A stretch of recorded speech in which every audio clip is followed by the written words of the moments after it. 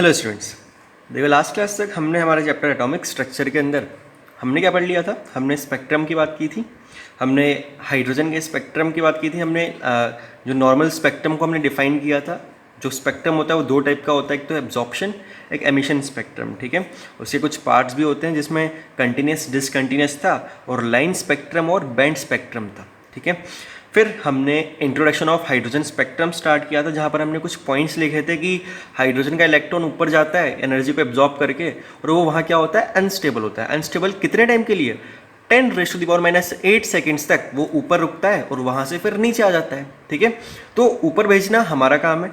जब हम कुछ पर्टिकुलर एनर्जी देंगे तो वो ऊपर पहुंच जाएगा, ठीक है, लेकिन ऊपर से नीचे आना उसका खुद का काम है, तो वो अपनी चॉइस के अकॉर्डिंग नीचे आ सकता है और वो अलग अलग स्पेक्ट्रल लाइंस को एमिट कर सकता है। ठीक है, तो अलग अलग स्पेक्ट्रल लाइंस के बेसिस पे हमने हाइड्रोजन का एमिशन स्पेक्ट्रम स्टार्ट किया था, डिस्कस किया था।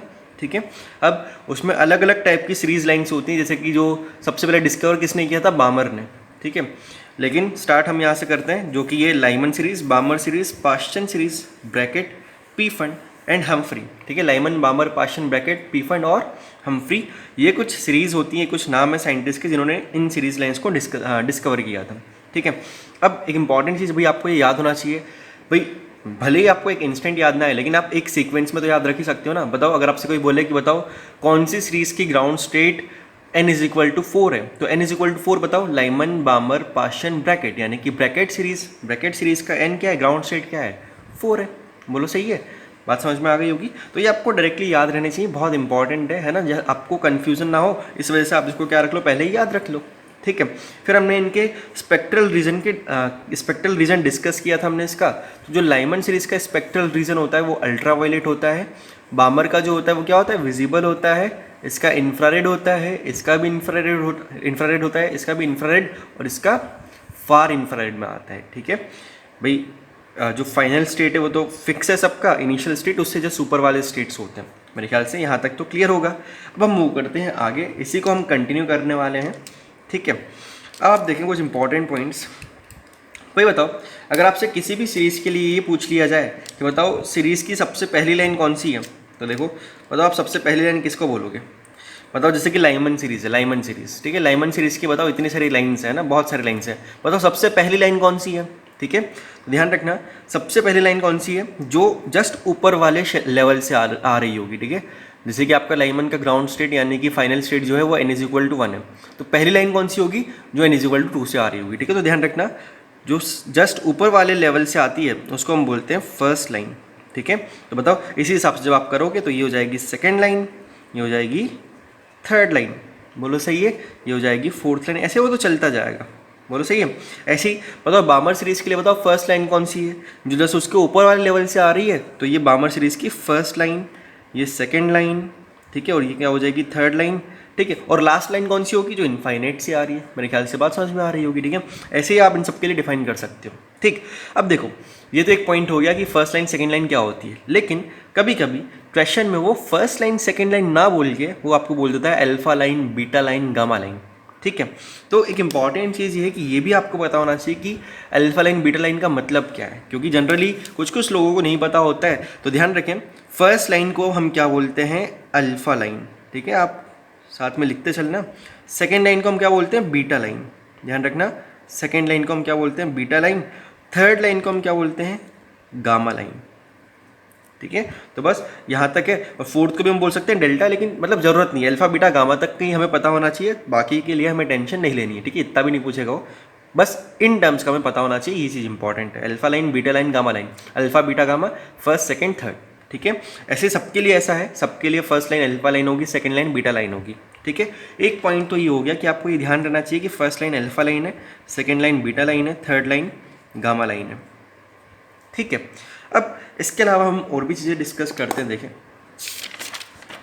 अच्छा यहीं से समझे, बताओ अगर मैं आपसे बोलूं, बताओ लाइमन सीरीज़ की सेकेंड लाइन, लाइमन सीरीज़ की सेकेंड लाइन के बताओ n1 n2 बताओ, n1 n2 का मतलब n फाइनल n इनिशियल बताओ लाइमन सीरीज़ की सेकेंड लाइन के n1 n2 क्या होंगे। देखो सेकेंड लाइन का मतलब फर्स्ट लाइन, ये सेकेंड लाइन है ना, तो n1 जहाँ से आ रहा है n=3, और n2 जहाँ आ रहा है n फाइनल n=1। ठीक है। तो इस तरीके भी क्वेश्चन होते हैं कि बताओ लाइमन सीरीज की 5th लाइन के n1 n2 बताओ, या पाश्चन सीरीज की 3rd लाइन के n1 n2 बताओ, या पाश्चन सीरीज की 3rd लाइन का लेमडा बताओ। तो बताओ लेमडा अगर बताना है तो सबसे पहले पाश्चन सीरीज की 3rd लाइन का n1 n2 पता होना चाहिए। देखो first line, second line, third line. अब बताओ थर्ड लाइन का n1 n2 क्या है, देखो फाइनल तो क्या है 3 और इनिशियल क्या है थर्ड लाइन का 6। बोलो मेरे ख्याल से बात समझ में आ रही होगी, है ना। अब देखो भाई, अगर आपसे कोई पूछ ले कि बताओ बामर सीरीज की 50th लाइन, 50वीं लाइन का n1 n2 बताओ, तब तो दिमाग घूम जाएगा, है ना। बताओ फिर कैसे करेंगे, बताओ सोचो कि बामर सीरीज की जो 50th लाइन है 50 बताओ उसका n1 n2 क्या होगा, है ना। तो बताओ इतना लंबा डायग्राम तो हमें बनाना नहीं होगा। मेरे ख्याल से कुछ लोग शायद इसको समझ भी नहीं होंगे कि कैसे बता सकते हैं ना, लेकिन जिनको नहीं समझ में आ रहा देखें भाई, बामर सीरीज की अगर 50th लाइन 50वीं लाइन पूछ रहा है तो आप क्या करो, देखो बामर सीरीज का ग्राउंड स्टेट ऑफ फिक्स है ना भाई, बामर सीरीज नाम ले लिया अगर किसी ने तो बताओ फाइनल स्टेट क्या है 2, इलेक्ट्रॉन कहाँ आना है 2 पे, इनिशियल स्टेट क्या होगा। अब आप समझें भाई, अगर 50th लाइन बोला है तो आप क्या कर दो 50th लाइन प्लस इसका ग्राउंड स्टेट, है ना, n = 2, तो 50 + 2 यानी कि वो लाइन कहाँ से आ रही होगी 52 लेवल से आ रही होगी। बात समझ में आ रही है, ठीक है। देखिए लाइमन सीरीज की 3rd लाइन के n1 n2 बताओ, है ना। अब यहाँ देख के मत बताओ, सोचो। देखो लाइमन सीरीज का यानी कि फाइनल स्टेट 1, ठीक है। कौन सी लाइन बोल रहा है वो 3rd लाइन, तो 1 + 3 कर दो। समझ में आ रही है बात, 1 + 3 यानी कि 4 से आ रहा होगा। देखते हैं पहली लाइन, दूसरी लाइन, तीसरी लाइन। देखो तीसरी लाइन कहाँ से आ रही है 4 से आ रही है ना, ठीक है। तो इसका तरीका है, ध्यान रखना, ये लास्ट क्लास में देखो हमने इसको डिस्कस किया था, ठीक है। तो अब यहीं के बाद हम अगर चाहें तो देखो यहाँ और भी चीज़ें लिख सकते हैं कि फर्स्ट लाइन को हम बोलते हैं अल्फ़ा लाइन, सेकेंड लाइन को हम बोलते हैं बीटा लाइन, थर्ड लाइन को हम बोलते हैं गामा लाइन, ऐसे चाहो तो फोर्थ भी लिख लो, फोर्थ को हम बोलते हैं डेल्टा। आप नाम लिखते चलना, ये alpha beta gamma delta line, ठीक है।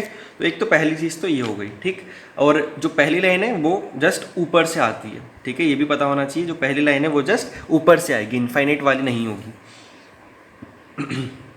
देखें अब आगे, बताओ लाइमन सीरीज की 3rd line, example, 3rd line of Lyman. 3rd line of Lyman का मतलब बताओ क्या हो गया, n फाइनल लिख लो पहले। तो बताओ इलेक्ट्रॉन आना कहाँ है लाइमन के लिए, n = 1 में आना है, और n इनिशियल बताओ। हाँ देखो सारी चीज़ें सामने लिखी है, 3rd लाइन, ठीक है। तो क्या कर दो 3 + 1, कहाँ से आ रहा होगा इलेक्ट्रॉन 4 से आ रहा होगा।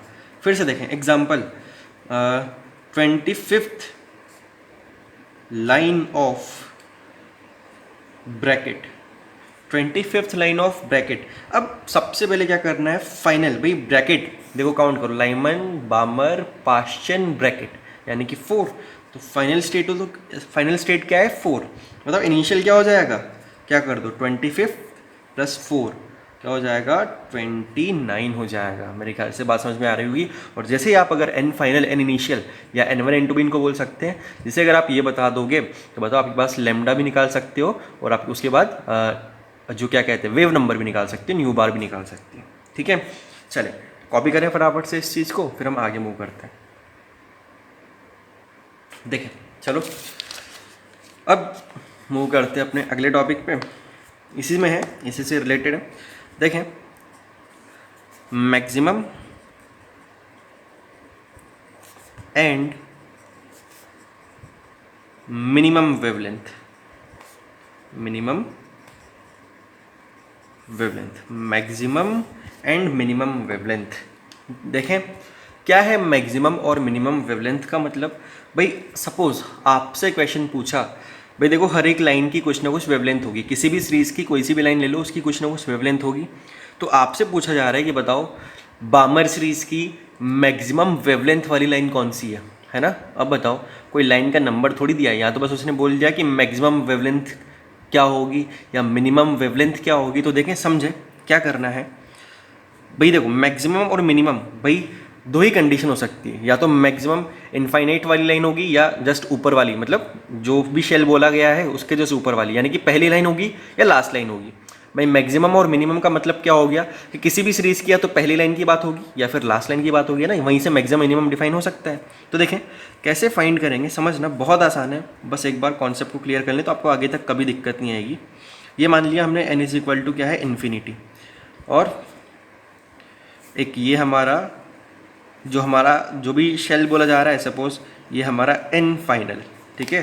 तो n फाइनल प्लस 1 यानी कि n फाइनल से जस्ट ऊपर वाला लेवल, ठीक है। इसी तरीके से लिखेंगे जैसे कि मान लो अगर मैंने इसको n फाइनल बोल दिया तो ये n फाइनल प्लस 1 होगा, अगर ये 1 है तो ये 2 होगा, ठीक है, और ये इन्फिनिटी है। अब देखें भाई दो ट्रांजिशंस पॉसिबल हैं कि एक तो इलेक्ट्रॉन यहाँ से यहाँ आए और एक इलेक्ट्रॉन यहाँ से आए यहाँ आए, ये फर्स्ट लाइन है, ये लास्ट लाइन है, ठीक है। अब देखो हम सब जानते हैं कि जो एनर्जी होती है भाई, बहुत पहले energy is equal to H C upon lambda, है ना।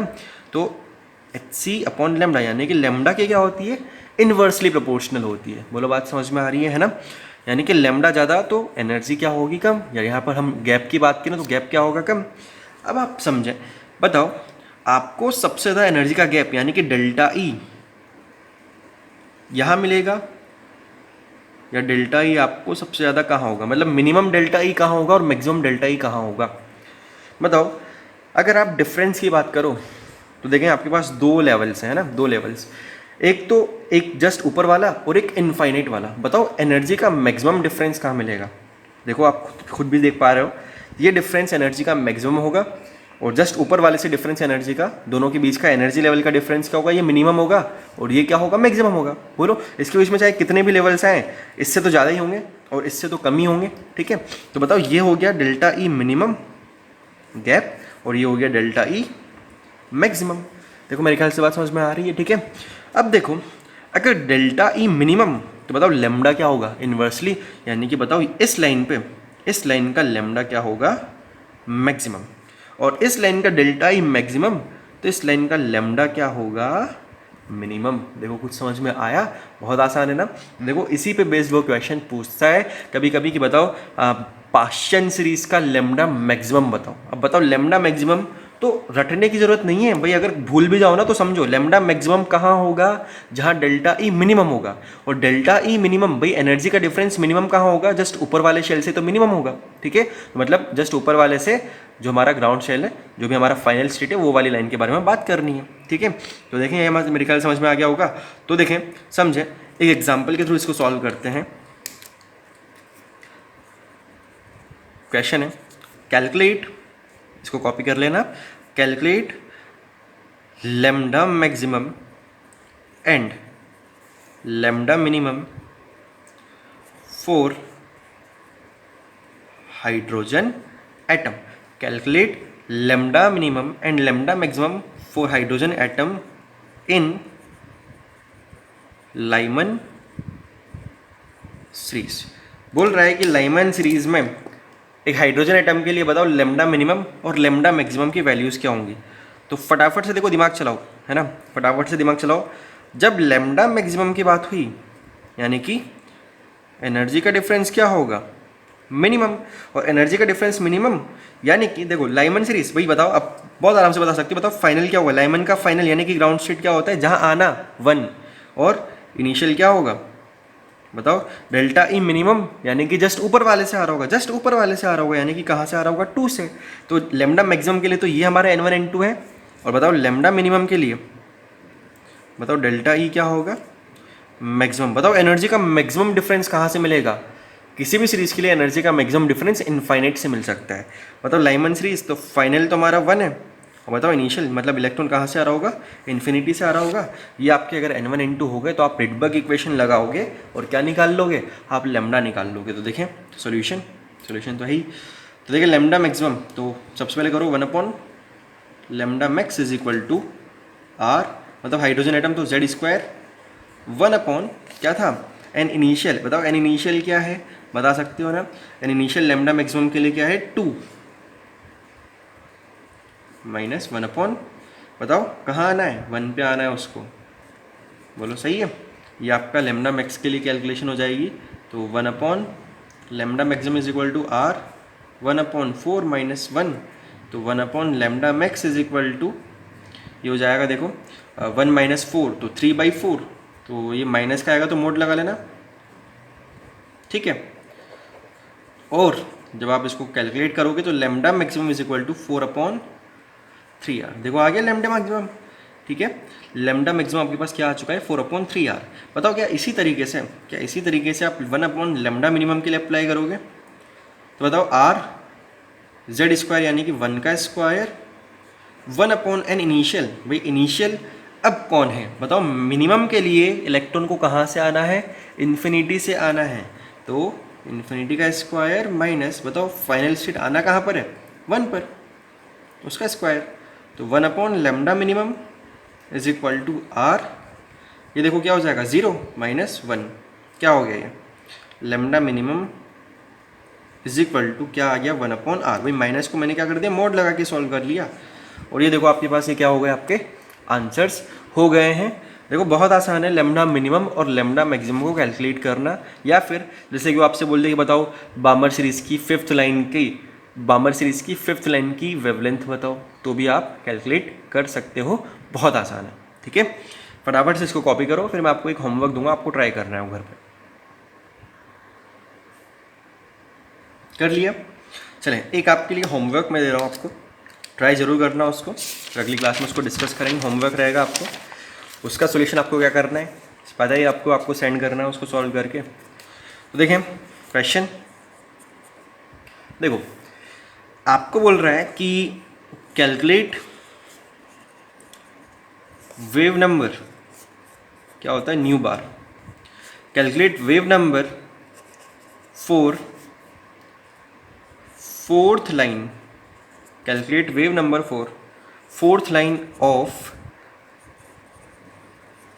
पाश्चन सीरीज फॉर हाइड्रोजन एटम, ठीक है। ये आपका होमवर्क है, आपको ये घर पर सॉल्व करना है, इसका सॉल्यूशन आपको सेंड करना है, ठीक है। और फिर उसके बाद नेक्स्ट क्लास में हम इसको क्या करेंगे, डिस्कस करेंगे, ठीक। तो चलो भाई अब हम आगे और बातें करते हैं इससे रिलेटेड।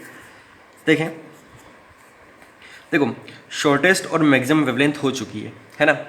अब भाई आप समझें कि जब इलेक्ट्रॉन भाई ऊपर से नीचे आएगा, सपोज हम बात कर रहे हैं कि इलेक्ट्रॉन यहाँ पर कुछ पर्टिकुलर एनर्जी लेवल्स हैं, ठीक है। मान लो n is equal to 1, n is equal to 2, n is equal to 3, n is equal to 4, ठीक है।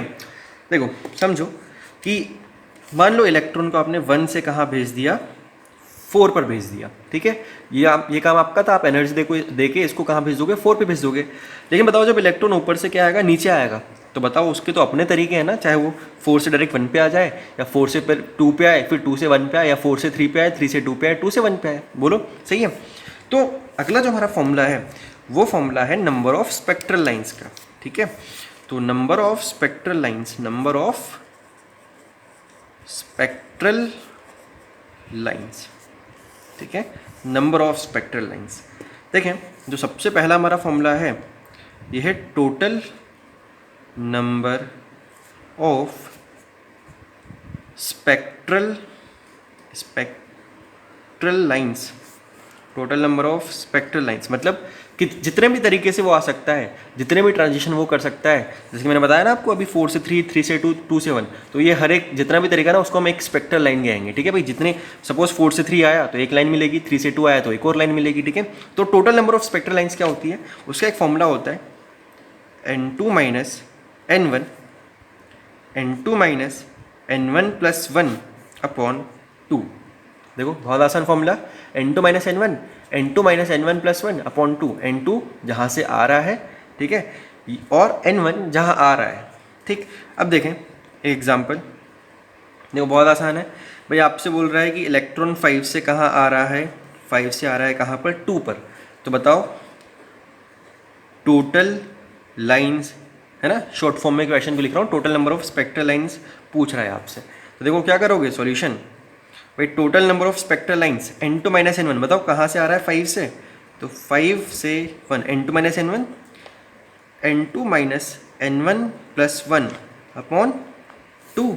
अब देखो जब आप इसको सॉल्व करोगे तो देखें n2 माइनस n1 यानी कि 3, और 3 + 1 4/2 कितनी लाइन्स मिलेंगी आपको?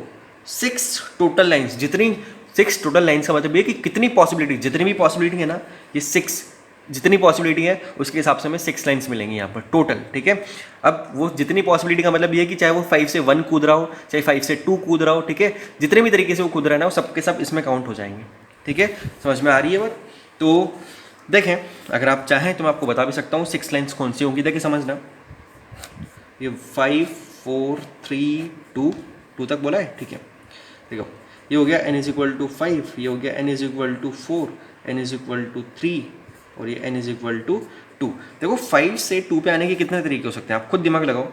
देखो 5 से या तो डायरेक्ट कहाँ आ सकता है, 2 पे आ सकता है, या देखो 5 से पहले वो 3 पे आए और फिर 3 से कहाँ आए, 2 पे आए, बोलो सही है। या 5 से पहले कहाँ आए, 4, फिर या फिर बताओ समझो, या फिर 4 से फिर कहाँ आए, 4 से आए कहाँ पर, 3 पर, ठीक है। और देखो 3 से 2 की लाइन हमने एक बार बना दी है ना, तो बार बार थोड़ी बनाएंगे। अब या फिर आप समझो कि वो कहाँ से आ रहा है, देखो समझो पहले 5 से कहाँ आ गया, 4 पे। अब देखो 5 से 4 की लाइन ये दिख रही है, और बताओ ऐसा भी तो हो सकता है फिर 4 से 3 ना जाके डायरेक्ट 4 से 2 पहुँच जाए, तो एक ये भी हो सकता है, ठीक है। तो देखें ये टोटल 6 लाइन से 1 2 3 4 5 6, ठीक है, इतने पॉसिबल ट्रांजिशन है। अब आप अपने दिमाग, आप कुछ भी दिमाग लगा लो, जितना भी सोच लो, आपको इससे ज़्यादा लाइन्स नहीं मिलेंगी। आप चाहे तो सोच लो कि 5 से 3 आए, 3 से 2 आए, तो वो कहाँ है, देखो 5 से 3 और फिर 3 से 2। तो देखो आपको सब इसके अंदर पॉसिबिलिटी, जितनी पॉसिबिलिटी हो सकती है वो यही है। कितनी लाइन्स, 6 लाइन्स, ठीक है। अब ये तो हो गया total number of spectral lines, ठीक है। अब एक और फॉर्मूला होता है, number of specific lines, number of specific lines. इसका फॉर्मूला देखो समझना क्या है, n2 मतलब जहाँ से आ रहा है minus ground state of that specific series, ground state of that specific series. Total number of specific lines का मतलब समझो, देखो टोटल का मतलब तो total number of spectral lines मतलब जितनी पॉसिबल है उतनी। नंबर ऑफ स्पेसिफिक लाइंस का मतलब समझो, देखो सपोज इसी क्वेश्चन में देखें, ये तो टोटल दिख रही है आपको 6 लाइंस, है ना। अब बताओ अगर मान लो इस क्वेश्चन में वो आपसे ये पूछ लेता कि बताओ इसमें इस पर्टिकुलर ट्रांजिशन में बताओ बामर सीरीज की कितनी लाइन्स हैं, तो बताओ बामर तो एक स्पेसिफिक है ना, या बोल दे बताओ इसके अंदर पाश्चन सीरीज की कितनी लाइन्स हैं, तो बताओ ये किसी एक स्पेसिफिक सीरीज की बात कर ली ना, कुछ एक स्पेसिफिक लाइन्स की बात कर ली ना, तो उसके लिए ये फॉर्मूला है। तो देखें इन अबव एग्जाम्पल, इस वाले में in above example number of बामर lines, number of बामर lines. अब देखो इसके इसी एग्जांपल में बोल रहा है कि बताओ इस एग्जांपल में इन 6 लाइन्स में से बताओ बामर सीरीज की कितनी लाइन्स है, तो लगाओ फॉर्मूला, सॉल्यूशन। देखना समझना पहले, बताओ n2 यानी कि आ कहाँ से रहा था, फाइनल मतलब n2 आ कहाँ से रहा था, 5 से, और बताओ फॉर्मूला क्या है, ground state of that specific series. बताओ कौन सी सीरीज की बात कर रहा है, बामर सीरीज की ना, तो बामर सीरीज का ग्राउंड स्टेट यानी कि कहाँ आता है उसके अंदर, 2 में ना। बामर सीरीज का ग्राउंड स्टेट क्या है, 2, इसमें से माइनस कर दो 2, यानी कि कितनी लाइन्स होंगी बामर सीरीज की, इन 6 लाइन्स में से बामर सीरीज की कितनी लाइन्स होंगी, 3। अब आप देखो ये रही ना उस टोटल 6 लाइन्स दिख रही हैं आपको, बताओ बामर सीरीज यानी कि n = 2, यही ना, देखो दिख रही है 1 2 और 3। बताओ क्या इसके अलावा, इन तीनों के अलावा क्या n = 2 पे कोई भी और लाइन आ रही है क्या, नहीं ना। देखो कितना आया था फॉर्मूला से, 3, देखो कितनी लाइन्स है, 3। बताओ पाश्चन सीरीज की कितनी होंगी, पाश्चन सीरीज के लिए 5 माइनस आपको क्या करना पड़ेगा, 3 यानी कि 2। देखो पाश्चन सीरीज की कितनी है, 1 2, पाश्चन सीरीज n = 3 तो होता है, लाइमन बामर पाश्चन 3। बताओ पाश्चन पे कितनी आ रही, 1 और 2, 2 ही तो है, 5 - 3 करने पे क्या आएगा, 2 आएगा। देखो है बहुत आसान है ना, बस फॉर्मूलाज को ध्यान रखना, बहुत आसान से फॉर्मूलाज हैं, तो ये अप्लाई करना भी बहुत आसान है, बस कंफ्यूज मत होना, एक बार में अगर आपने समझ लिया तो दिक्कत कभी भी नहीं आएगी, ठीक है। ये 2 फॉर्मूलाज हैं, फटाफट से कॉपी करें। कॉपी कर लिया, चलो एक और क्वेश्चन करते हैं, ठीक है। और क्वेश्चन बहुत अच्छा है भाई, जब मैं क्वेश्चन लिखूं, जब आपको बोलूं सॉल्व करना है तो मतलब सॉल्व करना ही है, ट्राई करना है, क्योंकि एक अच्छा क्वेश्चन है, आपको अपना दिमाग लगाना है, ठीक है। देखें क्वेश्चन है an electron in a hydrogen, an electron in a hydrogen atom, ठीक है, an electron in a hydrogen atom absorbs 2.86 electron volt of energy, 2.86 electron volt of energy in its first excited state, ठीक है, full stop. the electron then jumps back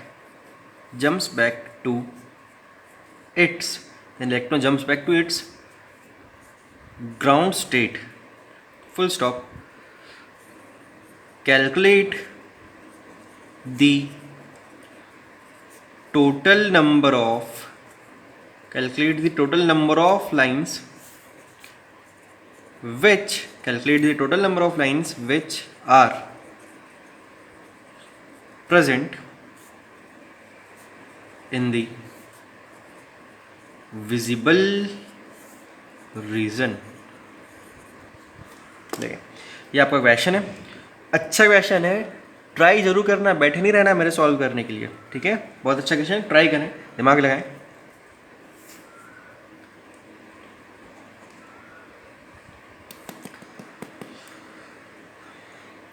कर लिया? तो देखें question आपसे क्या कह रहा है, an electron in hydrogen atom दिया जा रहा है, absorbs 2.86 electron volt of energy in its first excited state. समझे बात को कि इलेक्ट्रॉन जो है आपके पास, वो आपके पास पहले फर्स्ट एक्साइटेड स्टेट में था, ठीक है। फर्स्ट एक्साइटेड स्टेट का मतलब देखो ये आपके पास अलग अलग लेवल्स हैं, 3, 4, 5, 6। देखो फर्स्ट एक्साइटेड स्टेट का मतलब क्या है, सेकेंड, ठीक है। बताओ हाइड्रोजन एटम तो आप एनर्जी तो लिख ही सकते हो, -13.6 -3.4 -1.51 -0.85 और -0.54, ठीक है। 6 की जरूरत पड़ेगी तो उसकी भी निकाल के लिख लेंगे अभी। हाँ तो देखें इलेक्ट्रॉन अभी n = 2 के अंदर है। अब इलेक्ट्रॉन को क्या दिया हमने, एनर्जी दी 2.86 इलेक्ट्रॉन वोल्ट। बताओ अब इसने लिखा है the electron then jumps back. भाई जंप्स बैक का मतलब यहाँ से इलेक्ट्रॉन नीचे नहीं कूद गया। भाई आप समझो अगर आपने एनर्जी दी है तो पहले इलेक्ट्रॉन गया है, फिर वो ऊपर से नीचे आ रहा है, कहाँ पर, जो उसने कहा है अगली लाइन में, ग्राउंड स्टेट के अंदर। समझ रहे हो ना भाई, इलेक्ट्रॉन को अगर एनर्जी मिली तो पहले तो ऊपर जाएगा। अब बताओ इतनी एनर्जी के साथ, इतनी एनर्जी जब ये एब्जॉर्ब करेगा तो कहाँ जाएगा, तो बताओ हम क्या करते हैं, पहले तो डेल्टा ई जो है, देखो समझो कि हम क्या निकालने जा रहे हैं भाई, जितनी एनर्जी हमने दी है उसके अकॉर्डिंग ये कौन से शेल पे जाएगा। अगर हमें वो पता चल जाएगा तो हम बाकी की चीज़ें कैलकुलेट कर लेंगे। देखिए समझे कैसे, हमने इलेक्ट्रॉन को एनर्जी दी, बताओ कितनी, 2.86, ठीक है।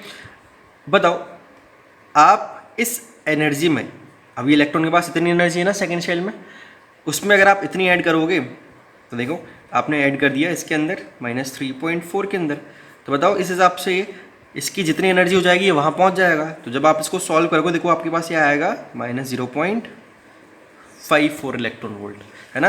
मतलब इलेक्ट्रॉन जिस शेल में पहुँचा उस शेल की एनर्जी क्या है, -0.54। और बताओ आप बहुत अच्छे से बता सकते हो -0.54 कौन से शेल की एनर्जी है, 5 की एनर्जी है। देखो पता चल गया आपको इलेक्ट्रॉन कहाँ पहुँचेगा, इलेक्ट्रॉन पहुँच जाएगा 5 में, ठीक है। इतनी एनर्जी देने के बाद इलेक्ट्रॉन कहाँ पहुँच जाएगा, n = 5 में पहुँच जाएगा। बस इतना ही तो आपको काम करना था। अब दूसरी लाइन में क्या बोल रहा है कि इलेक्ट्रॉन n = हमने निकाल लिया 5 से कहाँ कूद रहा है, n = 1 में, ठीक है। तो बताओ विजिबल रीजन, अब देखो वापस से क्वेश्चन को घुमा दिया, बोल रहा है विजिबल रीजन की लाइंस क्या होंगे। विजिबल रीजन कौन सा आ गया, तो आप समझो देखो उसने लाइमन बामर ना देके विजिबल दे दिया। बताओ विजिबल रीजन किसका होता है, बामर का, यानी कि वो किसकी लाइंस पूछ रहा है विजिबल रीजन बोल के, बामर सीरीज की लाइंस पूछ रहा है। तो बताओ बामर का क्या होता है, बताओ स्पेसिफिक लाइंस पूछ रहा है वो बामर सीरीज की। तो बताओ number of specific lines of visible region, बताओ कहाँ से, 5 से। बताओ बामर का क्या होता है, 1 माइनस नहीं करना, हमें तो बामर का निकालना है। 1 माइनस करोगे तो लाइमन की लाइन्स आ जाएगी। बामर के लिए 2, कितनी लाइन्स होंगी? 3 लाइन्स। और ये रहा हमारा आंसर। मेरे ख्याल से समझ में आया होगा। भाई एक एक चीज़ को सुने, समझें और खुद से वापस से प्रैक्टिस करें जिससे नहीं हुआ है क्वेश्चन, ठीक है। तो ये हो गया आपका एक और क्वेश्चन। अब देखो, हमने यहाँ पर हाइड्रोजन स्पेक्ट्रम को कंप्लीट कर लिया है। एक चीज़ मैं आपको बता दूं, देखो ये सारी चीज़ें किसके अंदर, आपके ध्यान से शायद निकल गया हो, ये सारी चीज़ें हम पढ़ रहे थे बोहर्स मॉडल के अंदर, समझ रहे हो ना। तो बोहर्स मॉडल अभी तक चल रहा था और अब हम बोहर्स मॉडल के लास्ट तक पहुंच चुके हैं और हम अब बोहर मॉडल को क्लोज करने वाले हैं इसकी लिमिटेशंस या ड्रॉबैक लिख के, ठीक है। फटाफट से कॉपी करें। चलिए अब हम स्टार्ट करते हैं ड्रॉबैक्स या limitations of Bohr's model.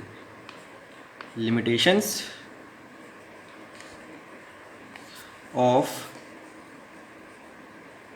Bohr's model, ठीक है। देखो भाई, बोहर ने बहुत सारी चीज़ें तो बता दी है ना, बहुत सारी चीज़ें बताई, लेकिन फिर भी इसमें भी कमियां निकल के ही आ गई, ठीक है। बहुत सारी चीज़ें ये एक्सप्लेन नहीं कर पाया जब दूसरे साइंटिस्ट ने पूछा, ठीक भाई। बहुत अच्छा काम करता जा रहा था तो दूसरों भाई कैसे शांत बैठ सकते हैं ना, तो कमी तो बतानी पड़ेगी। तो इसके भी ड्रॉबैक्स निकाले गए। ड्रॉबैक्स में बताओ, सबसे पहला पॉइंट हम क्या लिखने वाले हैं? याद करो, मैंने आपको सबसे पहला पॉइंट इस पर्टिकुलर टॉपिक के स्टार्ट होते टाइम में बताया था। याद करो, ये जो मॉडल है ये सिर्फ यूनिइलेक्ट्रॉनिक स्पीशीज़ के लिए एप्लीकेबल होता है, यानी कि सबसे पहला ड्रॉबैक भी ये हो गया कि यूनिइलेक्ट्रॉनिक के लिए, यानी कि सिर्फ सिंगल इलेक्ट्रॉनिक स्पीशीज़ के लिए अप्लाई होता है, तो फिर बाकी के लिए कौन अप्लाई करेगा, है ना। बाकी के लिए भी करो, बताओ कुछ, है ना। तो सबसे पहला तो यही हो गया कि बोहर्स मॉडल इज applicable,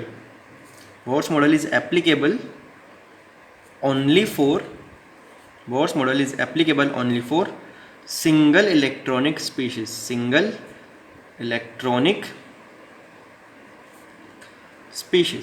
जैसे कि हाइड्रोजन, हीलियम प्लस, लिथियम 2+। बहुत बार ये हमने वहीं लिख लिया था, बहुत सारे एग्जांपल्स इसके हमने लिख लिए थे।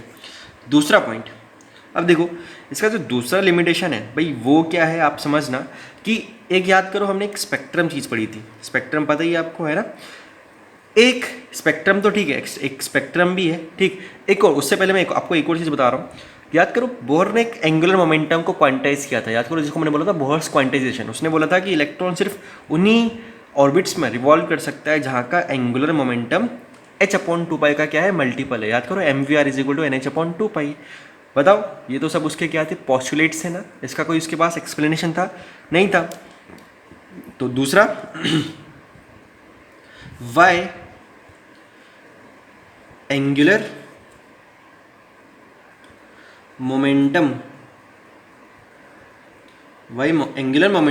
Is quantised. मतलब क्यों वैसा कर रहा है, mvr = nh/2π। Why angular momentum is quantised, Bohr could not explain। Angular momentum को क्यों क्वांटाइज किया है, इसको बोहर एक्सप्लेन नहीं कर सका, ठीक है। फिर देखें, अब हम पढ़ना है, मतलब अब हमें जो अगला पॉइंट डिस्कस करना है वो करना है जीमन इफेक्ट और स्टार्क इफेक्ट, है ना। जीमन इफेक्ट और स्टार्क इफेक्ट। अब भाई जीमन इफेक्ट और स्टार्क इफेक्ट क्या होता है, तो समझें कि सबसे पहले हम लिखना है जीमन इफेक्ट।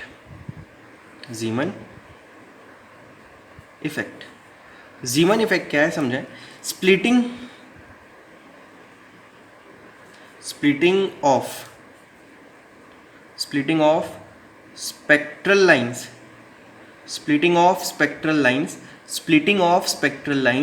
इन प्रेजेंस ऑफ कौन सा फील्ड, मैग्नेटिक फील्ड। समझें क्या है ये जीमन इफेक्ट। एक साइंटिस्ट है जीमन, ठीक है। उनके अकॉर्डिंग उन्होंने जब एक्सपेरिमेंट किया स्पेक्ट्रल लाइंस के ऊपर, तो जो स्पेक्ट्रल लाइंस हैं उन्होंने देखा कि स्पेक्ट्रल लाइंस को अगर आप मैग्नेटिक फील्ड से निकाल रहे हो, ठीक है, तो वो एक स्पेक्ट्रल लाइन ही काफ़ी सारी स्पेक्ट्रल लाइंस में क्या हो जा रही है, स्प्लिट हो जा रही है। जैसे समझे, जैसे कि मैग्नेटिक फील्ड यानी कि मैग्नेट का नॉर्थ पोल और साउथ पोल, ठीक है। एक यहाँ पर हमने एक स्पेक्ट्रल लाइन बना ली भाई। ये जब ये यहाँ से पास हो रही है तो एक स्पेक्ट्रल लाइन अलग अलग स्पेक्ट्रल लाइंस में क्या हो गई, डिवाइड हो गई, ठीक है। तो आपने वापस से फोटोग्राफिक प्लेट के ऊपर इसकी इमेज ली तो एक स्पेक्ट्रल लाइन की काफ़ी सारी लाइंस दिखाई दे रही हैं। समझ में आ रहा है? एक स्पेक्ट्रल लाइन थी, वो काफ़ी सारी लाइंस में क्या हो गई, स्प्लिट हो गई। ये किसने किया? ये किसने देखा? जीमन ने। तो फिर जब जीमन ने बोहर से पूछा कि भाई ऐसा क्यों हो रहा है, तो बेचारा बोहर क्या बता पाएगा, है ना, उसने तो ऐसा देखा ही नहीं था पहले कभी। तो ये हो गया जीमन इफेक्ट, इसको एक्सप्लेन नहीं कर पाया था। सिमिलरली एक और ऐसा ही था, फोर्थ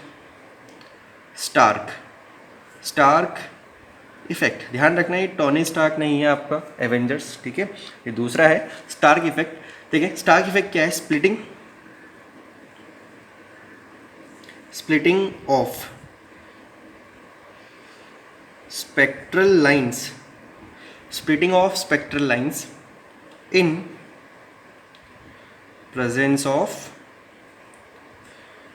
इलेक्ट्रिक फील्ड। ठीक है, ऐसे ही स्टार्क ने भी देखा कि जैसे यहाँ मैग्नेटिक फील्ड में स्प्लिट हो रही ना, वैसे अगर इलेक्ट्रिक फील्ड में लेके जाओगे तो भी स्पेक्ट्रल लाइन क्या होती है, स्प्लिट हो रही थी। तो उसको भी जो था कौन, अपने बोहर, वो एक्सप्लेन नहीं कर पाए थे। फिर एक और पॉइंट,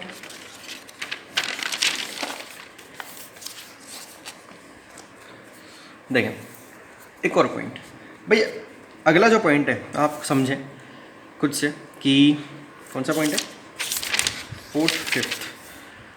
बताओ अभी तक एटम के आपने 2D मॉडल को डिस्कस किया है या 3D मॉडल को डिस्कस किया है? बताओ अभी तक मॉडल जो चल रहा था वो क्या चल रहा था, 2D चल रहा था या 3D चल रहा था? अभी तक एक 2D मॉडल की बात चल रही थी, ठीक है। लेकिन बताओ एटम 2D होता है या 3D होता है? अब तो आप सब जानते हैं ना एटम कैसा होता है, 3D होता है। तो भाई बोहर ने तो सारी चीज़ें 2D में एक्सप्लेन की, जबकि एटम तो होता है कैसा, 3D। तो बोहर के पास एटम के 3D मॉडल के बारे में कोई एक्सप्लेनेशन नहीं था, ठीक है। तो Bohr model was unable to explain 3D structure of atom, ठीक है। बहुत एक नॉर्मल सा पॉइंट है कि बोहर का मॉडल जो था वो सिर्फ 2D में अप्लाई होता है, वो 3D स्ट्रक्चर को एक्सप्लेन नहीं कर पाता। और देखें एक सबसे लास्ट पॉइंट जो कि आपको अगले टॉपिक से समझ में आ जाएगा, ठीक है, अभी बस मैं उसको लिखवा दे रहा हूँ। बोहर मॉडल कॉन्ट्राडिक्ट विद, देखो अभी एक साइंटिस्ट आएंगे जिनका नाम है डी ब्रॉगली कॉन्सेप्ट एंड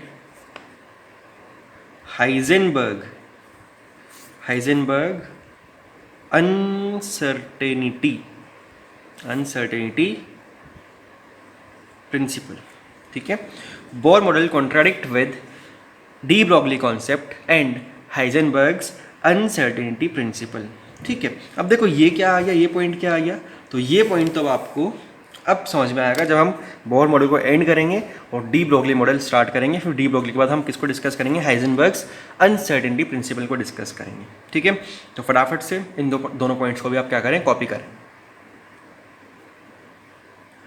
हो गया, चलो ये हमारा कंप्लीट हो गया बोहर्स मॉडल। अब हम स्टार्ट कर रहे हैं हमारा अगला प्रिंसिपल या अगला कॉन्सेप्ट, डी ब्रॉगली कॉन्सेप्ट, है ना। अब भाई एक चीज़ तो आप पहले ये समझ लें कि ये डी ब्रॉगली नहीं है ना, इसको हम बोलते हैं डेब्रॉय। इस साइंटिस्ट का नाम बेसिकली हम तो डी ब्रॉगली बोलते हैं, इनका नाम है डेब्रॉय, ठीक है। लेकिन हम हिंदुस्तानी तो जो लिखा है वही पढ़ेंगे, डी ब्रॉगली, ठीक है। तो देखें डी ब्रॉगली कॉन्सेप्ट क्या है। अब डी ब्रॉगली कॉन्सेप्ट से पहले मैं आपको एक और पॉइंट बताओ अभी तक आपने बोहर्स मॉडल के अंदर इलेक्ट्रॉन को क्या माना था, वेव माना था या पार्टिकल माना था? घूम रहा है, पार्टिकल ही माना था ऑफ कोर्स, है ना। अभी तक हम इलेक्ट्रॉन को क्या मान के चल रहे हैं, पार्टिकल मान के चल रहे हैं ना। लेकिन डी ब्रॉगली ने इस पॉइंट को थोड़ा सा चेंज किया, ठीक है। देखो उसने कैसे चेंज किया, देखें एक एक करके डिस्कस करते हैं। बताओ अभी तक आप लाइट के बारे में, लाइट बोल लो या EMR बोल लो या सिर्फ नॉर्मल रेडिएशन बोल लो, मतलब अभी तक आपने EMR या लाइट के बारे में क्या पढ़ा कि लाइट जो होती है वो वेव नेचर भी होता है उसका, है ना, और उसका पार्टिकल नेचर भी होता है। अब आप बोलोगे कहाँ पढ़ा हमने ये, हमने तो सुना ही नहीं इसको। अरे देखो सुना तो है आपने भाई, आपने प्लैंक्स क्वांटम थ्योरी जो पढ़ी थी उसमें आपने लाइट को क्या माना, फोटोन्स, पार्टिकल की तरह माना, है ना। फोटो इलेक्ट्रिक इफेक्ट में आपने लाइट को क्या माना, फोटोन्स, फोटोन्स से तो पूरा सब कुछ डिस्कस किया था, तो फोटोन्स क्या एक पार्टिकल। तो photoelectric effect, Planck's quantum theory, इनके अकॉर्डिंग हमने लाइट को क्या माना, पार्टिकल माना। बोलो सही है ना। फिर बताओ, आप फिजिक्स में आपने कुछ चीज़ें पढ़ी होंगी या पढ़ोगे, रिफ्लेक्शन रिफ्रैक्शन थोड़ा बहुत तो जानते ही हो, है ना। बताओ रिफ्लेक्शन और रिफ्रैक्शन के टाइम पे बताओ आप लाइट को क्या मानते हो, पार्टिकल मानते हो या वेव मानते हो, वेव मानते हो ना। बोलो सही है। यानी कि देखो लाइट के दो टाइप के नेचर हैं, पार्टिकल नेचर और वेव नेचर, यानी कि दो नेचर है, ड्यूल नेचर है लाइट का, पार्टिकल नेचर भी है और वेव नेचर भी है। बोलो बात समझ में आ रही है ना। तो लाइट का या EMR का ड्यूल नेचर होता है, पार्टिकल नेचर और वेव नेचर। समझ में आ रही है। देखें एक एक करके लिख रहे हैं हम चीज़ों को। In some phenomena, in some phenomena like photoelectric, in some phenomena like photoelectric effect, in some phenomena like photoelectric effect and black body radiation, ये भी एक टर्म होती है, and black body radiation, light act as, बताओ इन इसमें photoelectric effect में light का कौन सा नेचर था, particle, light act as particle. बोलो सही, light act as particle while in some phenomena, while in some phenomena like reflection refraction भी होता है, ठीक है, रिफ्रैक्शन लाइट एक्ट एज, बताओ लाइट एक्ट एज, बताओ लाइट इसमें किसकी तरह बिहेव करती है, लाइट एक्ट एज वेव, ठीक है। या पढ़ोगे भाई, कंफ्यूज मत हो ना, या तो पढ़ लिया होगा थोड़ा बहुत या पढ़ लोगे इस टॉपिक ऑफ फिजिक्स के अंदर, ठीक है। And therefore we can say that, and therefore we can say that light has dual nature। बोलो बात समझ में आ रही है, ड्यूअल नेचर यानी कि पार्टिकल नेचर भी और वेव नेचर भी है। समझ में आ रही है बात, ठीक है। तो लाइट का ड्यूअल नेचर है, बोलो इतना समझ में आया है ना। ये बात होगी लाइट की, ठीक है। अब देखो डी ब्रॉगली जी क्या कर रहे हैं भाई, लाइट के तो दो नेचर है ना, पार्टिकल नेचर और वेव नेचर। तो बताओ अगर भाई लाइट के दो टाइप के नेचर हैं, वेव और पार्टिकल, तो मैटर यानी मैटर जो अपने आसपास है सब कुछ, ये मैटर है, ये मैटर है, ये मैटर है ना, तो मैटर के भी दो टाइप के नेचर हो सकते हैं। भाई मैटर को हम किसकी तरह ट्रीट करते हैं, भाई ये मैटर है तो मैं इसके एक पार्टिकल की तरह ट्रीट करूंगा ना, है ना, वेव की तरह तो नहीं करूंगा। तो भाई ये मैटर है यानी कि एक पार्टिकल है, तो मैटर का पार्टिकल नेचर तो है ही सही, है ना। तो डी ब्रॉगली जी क्या करें, जैसे कि लाइट का दो टाइप का नेचर है, वेव नेचर तो है ही सही लेकिन पार्टिकल नेचर भी है, तो वैसे एक पार्टिकल का, एक मैटर का भी दो टाइप का नेचर हो सकता है, पार्टिकल नेचर और वेव नेचर। बोलो बात समझ में आ रही है। ये डी ब्रॉगली बता रहे हैं हमें कि जैसे जैसे लाइट का या EMR का दो टाइप का नेचर हो सकता है, पार्टिकल नेचर और वेव नेचर, वैसे ही एक मैटर का भी दो टाइप का नेचर हो सकता है, पार्टिकल नेचर तो होता ही है और वेव नेचर भी हो सकता है, लेकिन कुछ पर्टिकुलर कंडीशंस के अंदर, ठीक है। तो देखें अब आगे क्या कह रहे हैं ये। देखो एक चीज़ ऐसा मैं आपको बता दूं, चलो पहले एक पॉइंट लिख लेते हैं, पहले इसके पॉइंट को लिख लेते हैं। According to de Broglie, de Broglie जो है, according to de Broglie, like EMR, समझ रहे हो ना, EMR जो लाइट है, like EMR, every moving particle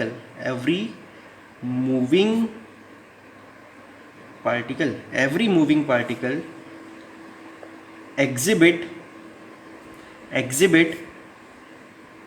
dual nature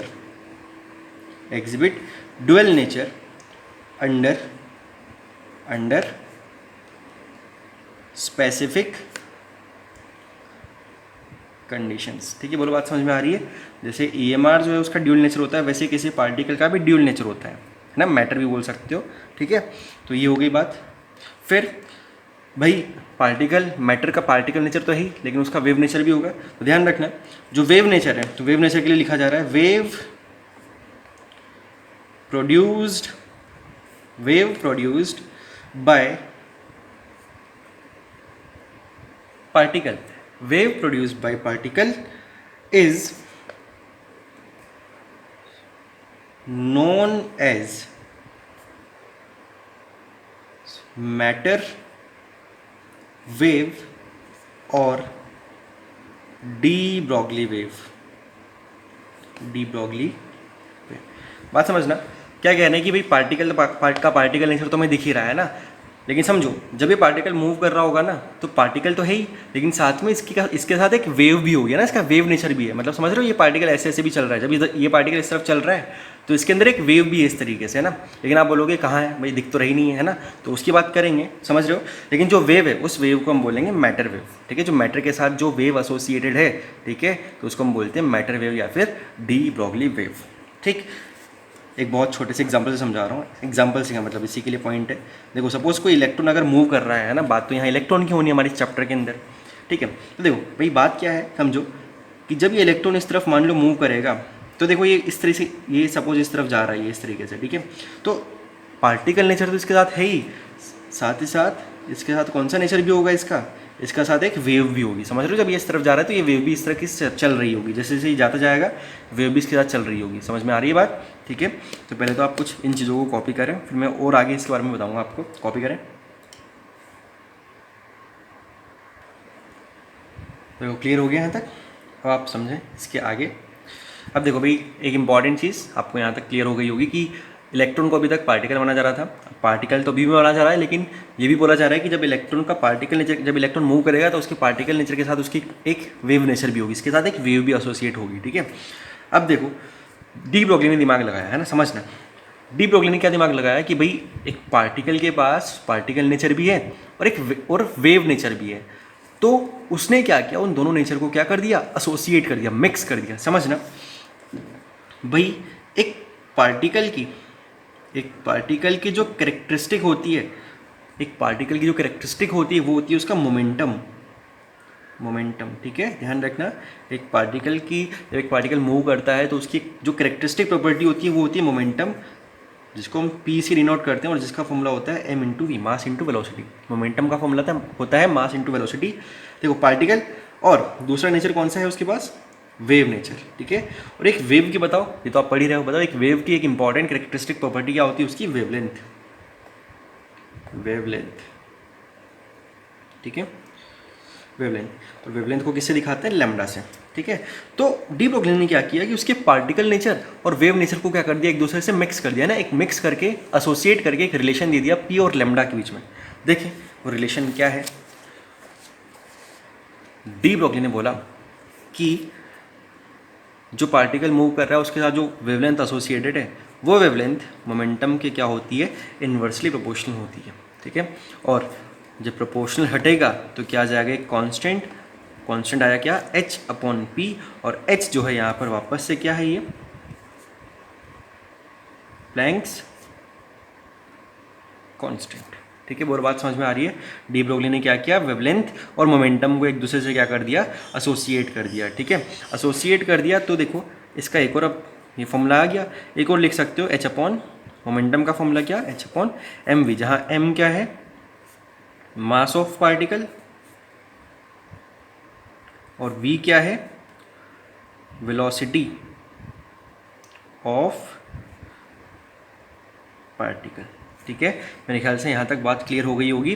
ठीक, अब देखो समझना भाई, यहाँ तक तो डी ब्रॉगली ने बोल दिया कि भाई पार्टिकल के पास भी वेव है। अब हम जो बात बोल रहे थे कि बताओ, जैसे कि ये मूव कर रहा है ना, ये मूव कर रहा है, तो ये तो अपने को पार्टिकल भी दिख रहा है, स्ट्रेट लाइन में जा रहा है, लेकिन इसके साथ एक वेव भी है डी ब्रॉगली के अकॉर्डिंग, है ना, जो कि ऐसे से चल रही है।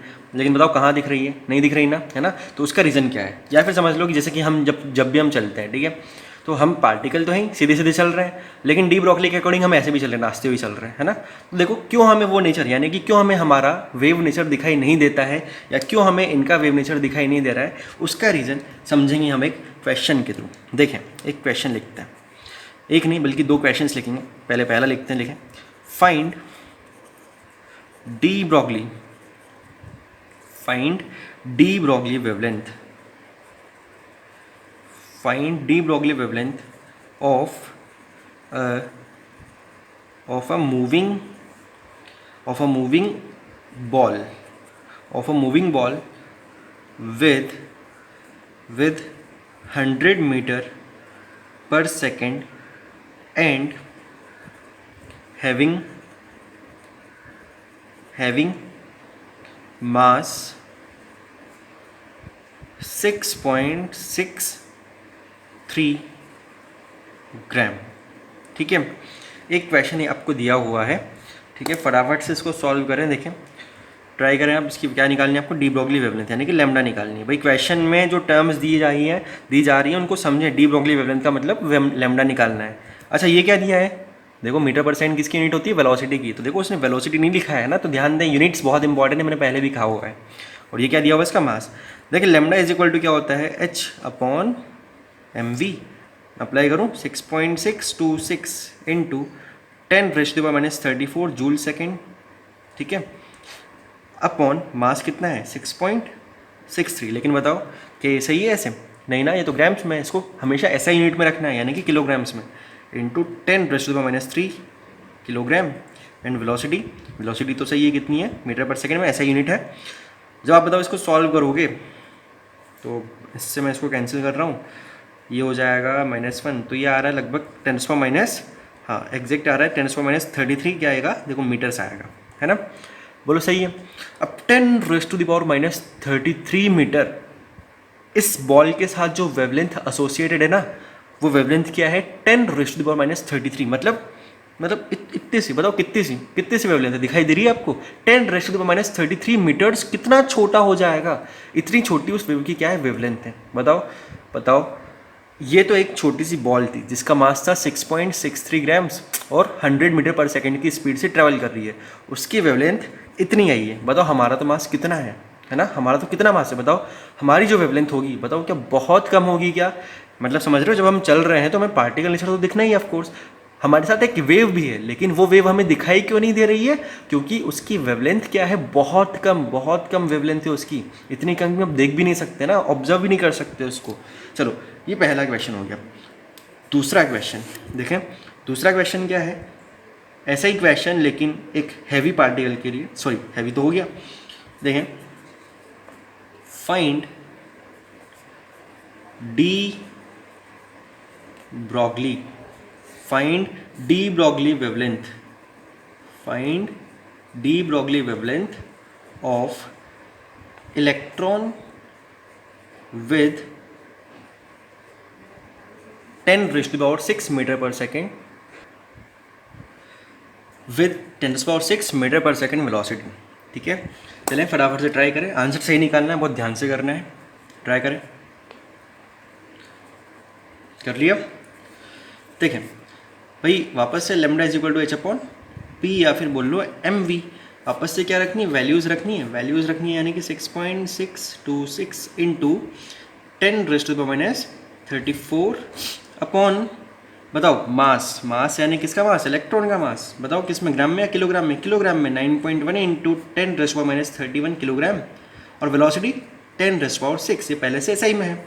ठीक है, जब आप इसको सॉल्व करोगे तो यहाँ से जो लैम्डा आएगा वो आएगा 7.2 इंटू 10⁻10 मीटर, जिसको आप बोल सकते हो 7.2 एंगस्ट्रॉम।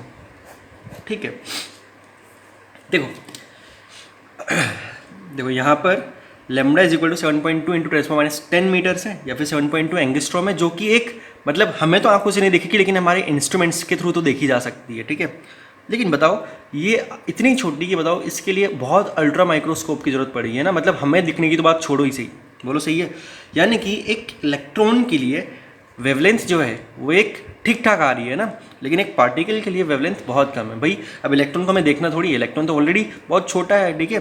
तो इलेक्ट्रॉन के लिए तो जो उसका वेव नेचर है वो ठीक ठाक है, उसकी वेवलेंथ ठीक है, लेकिन एक हैवी पार्टिकल के लिए उसका वेव नेचर बिल्कुल जीरो है, कुछ मानो ही मत, इससे जब पार्टिकल नेचर बोल लो सिर्फ वो काफ़ी है। बोलो समझ में आ रही बात। इसलिए हम ये कहते हैं कि जो हैवी पार्टिकल्स होते हैं उनका तो वेव नेचर हमें दिखाई नहीं देता, जैसा कि ये है, किसी का भी हमें वेव नेचर दिखाई नहीं देगा।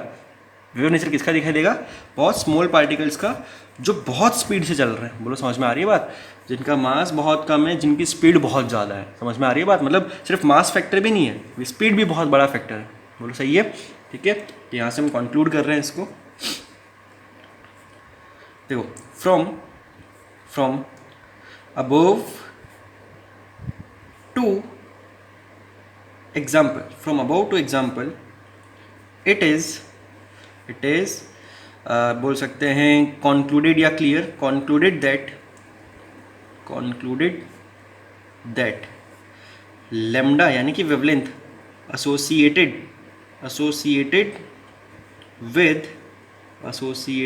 with macroscopic.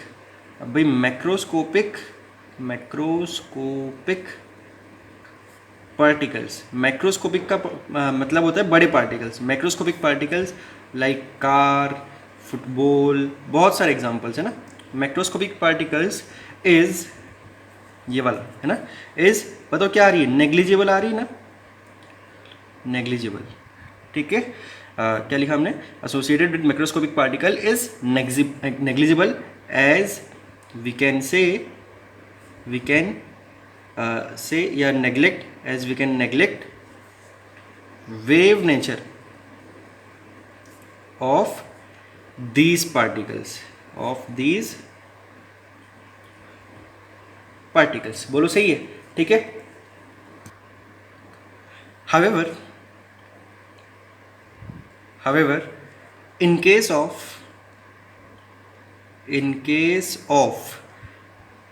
microscopic particles like electron, ठीक है, इलेक्ट्रॉन, प्रोटॉन, एटम, ठीक है, बहुत छोटा होता है एटम भी, electron, proton, atom, wavelength is comparable का मतलब ठीक ठाक तो है ना, कंपेरेबल मतलब ठीक ठाक है, is comparable and we can consider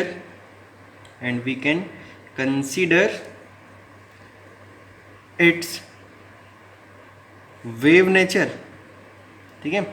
अब वेव नेचर को हम कंसिडर कर रहे हैं, पार्टिकल नेचर मतलब हैवी पार्टिकल्स के लिए पार्टिकल नेचर कंसिडर करेंगे, वेव नेचर हटा देंगे, और बहुत स्मॉल पार्टिकल्स के लिए वेव नेचर कंसिडर करेंगे, पार्टिकल नेचर बहुत ज़्यादा देखने को नहीं मिलेगा, ठीक है।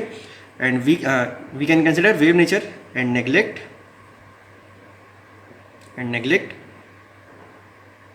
पार्टिकल नेचर, ठीक है। तो देखो ये हो गया आज का हमारा लेक्चर कंप्लीट, ठीक है, यहीं तक रखते हैं, ठीक। तो देखो आज के लेक्चर में हमने क्या पढ़ा? आज के लेक्चर में हमने शॉर्टेस्ट और लॉन्गेस्ट वेवलेंथ की बात की थी, मैक्सिमम और मिनिमम वेवलेंथ की बात की थी, ठीक है। कैसे निकालते हैं सॉरी, देखो कैसे निकालते हैं, बताओ मैक्सिमम वेवलेंथ कहाँ होगी? जहाँ डेल्टा ई मिनिमम होगा। डेल्टा ई मिनिमम यानी कि एनर्जी गैप मिनिमम, यानी कि जस्ट ऊपर वाले शेल से। और वेवलेंथ मिनिमम कहाँ होगी? जहाँ डेल्टा ई मैक्सिमम होगा, यानी कि इनफाइनाइट वाले से, ठीक है। फिर उसके बाद हमने बोर के कुछ उसके बाद हमने टोटल नंबर ऑफ लाइन्स का फॉर्मूला पढ़ा था। Total number of spectral lines is equal to n2 - n1 into n2 - n1 + 1/2, और total number of specific lines is equal to n2 जहाँ से आ रहा है ना, minus ground state of that particular series. जिसकी भी सीरीज़ की बात कर रहे हैं, जिस भी सीरीज़ की लाइन पूछ रहा है उसकी ग्राउंड स्टेट है ना।